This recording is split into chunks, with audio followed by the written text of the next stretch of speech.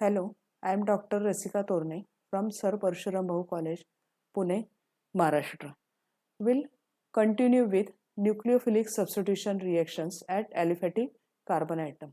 In last video, we have considered basic knowledge about nucleophilic substitution reaction, and in this video, we'll consider mechanism of this particular reaction. Consider nucleophile that may be negatively charged or neutral molecule with one or more lone pair of electrons. It donates a pair of electrons to form a new covalent bond. See something about leaving group that can be neutral molecule or negatively charged ion. Consider particular reaction alkyl bromide reacted with nucleophile and product is formed. So overall change, if you consider Br is replaced by OH group. When that mechanism takes place, two changes will observe, that is carbon bromine bond breaks, that is departure of leaving group, and second, that is carbon hydroxide bond formation, that is attack of nucleophile. When these changes are observed, there are possibility of three different mechanisms. First mechanism, that is there is attack of nucleophile takes place at the carbon atom first, and then there is departure of leaving group. So in this case, first attack of nucleophile and then departure of leaving group. Second, that is bond between carbon and bromine breaks first, and then OH minus form bond with the carbon atom. Third, simultaneous bond breakage and bond formation takes place, that is known as concerted process. Let us consider these three mechanisms in detail. Consider first SN1 reaction with its mechanism. It is unimolecular substitution reaction. Unimolecular, that means rate of reaction depends only on the concentration of starting material. Here your starting material is alkyl halide. Reaction takes place in two steps.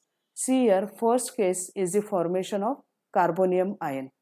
Tertiary butyl bromide, in case of that, in presence of solvent, first there is formation of carbonium ion, and this is the slow step of the reaction, and in fast step there is attack of nucleophile. As this is planar carbonium ion, attack can take place from front side as well as from back side, and therefore two products are formed, that is mixture of product with 50% inversion. See mechanism of this. So first step, that is alkyl bromide form carbonium ion, and second step, that is attack of nucleophile on carbonium ion. So in second step, see arrows are shown, that means attack takes place from front side as well as from the back side, and depending on that you will get mixture of two. Now why that reaction is unimolecular? So this is unimolecular reaction because rate of reaction depends only on the concentration of tertiary butyl bromide. So rate is directly proportional to tertiary butyl bromide. Also nucleophile can attack from both sides, and SN1 undergoes by two transition states. Consider second, that is SN2 mechanism, that is substitution of nucleophile, and this is bimolecular reaction. This reaction takes place in a single step. So see that nucleophile, when nucleophiles start approaching towards that carbon atom, at the same time there is departure of leaving group, that is L. So when bond formation takes place, at the same time there is bond breakage. In this case, rate of reaction depends on the concentration of alkyl halide as well as that of the nucleophile, and therefore it is second order reaction. If you consider both reactions, that is SN1 and SN2, then we'll see what are the differences in between these two reactions. So first see example. Tertiary alkyl halide is there, and in presence of aqueous OH, two products are formed, while in case of SN2 reaction, only one product is formed. Now, in case of SN1, it takes place in tertiary alkyl halides because carbonium ion is more stable in tertiary alkyl halides. While in case of SN2 reaction, it takes place in primary alkyl halide because transition state is there. In that, 5 carbon is with 5 bonds, and that is very unstable state. Even if 5 bonds are there, there is partial bond formation and partial bond breakage is there. In case of SN1, 2 steps are involved. In case of SN2, only 1 step is there. In case of SN1, first step is slow step and rate determining step, while in SN2, only 1 step is there.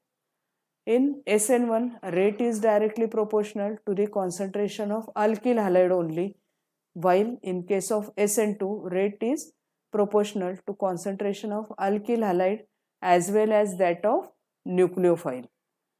SN1 is unimolecular, SN2 is bimolecular. SN1 is non-concerted. That means step by step product is formed. But in case of SN2 reaction, concerted mechanism is there. That means simultaneous bond formation and bond breakage is there. In case of SN1, this is independent of concentration of alkali. That means there is no effect of nature of that nucleophile. But in case of SN2, role of nucleophile is also important. In case of SN1, intermediate is formed and that is known as carbocation. In case of SN2, intermediate is not formed, but instead of that there is transition state. In SN1, racemic mixture is formed, that is retention plus inversion is there, while in case of SN2, only inversion is there. SN1 reaction, if you consider solvents, then that reaction is favorable in protic solvent, while SN2 reaction is favorable in aprotic solvents.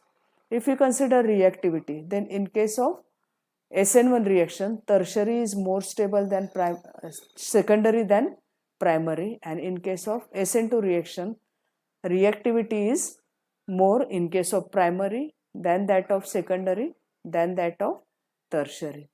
In SN1 reaction, rearrangement may take place, but in case of SN2, there is no chance of rearrangement.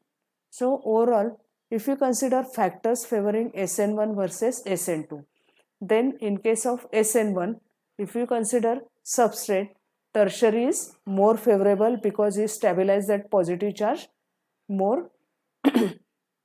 In case of SN2, substrate is generally primary because transition state is formed in SN2 mechanism and unfavorable transition state is there. So if less number of substituents are there, then it is more stable. Therefore, primary is more favorable. Consider effect of nucleophile. In case of SN1, weak Lewis base neutral molecule and nucleophile may be the solvent, while in case of SN2, it is strong Lewis base, that nucleophile is strong Lewis base, rate is favored by high concentration of nucleophile. So here role of nucleophile is important. Consider solvent. In case of SN1, polar protic solvent is there, and in case of SN2, polar aprotic solvent is there. Consider leaving group, that if you consider halogens, then iodine is more than that of bromine, then chlorine, then fluorine for both SN1 and SN2 reactions. The weaker the base after departs, the better is the leaving rate. So this is all about SN1 and SN2. In next slide, we'll see what is SNI mechanism. Thank you very much.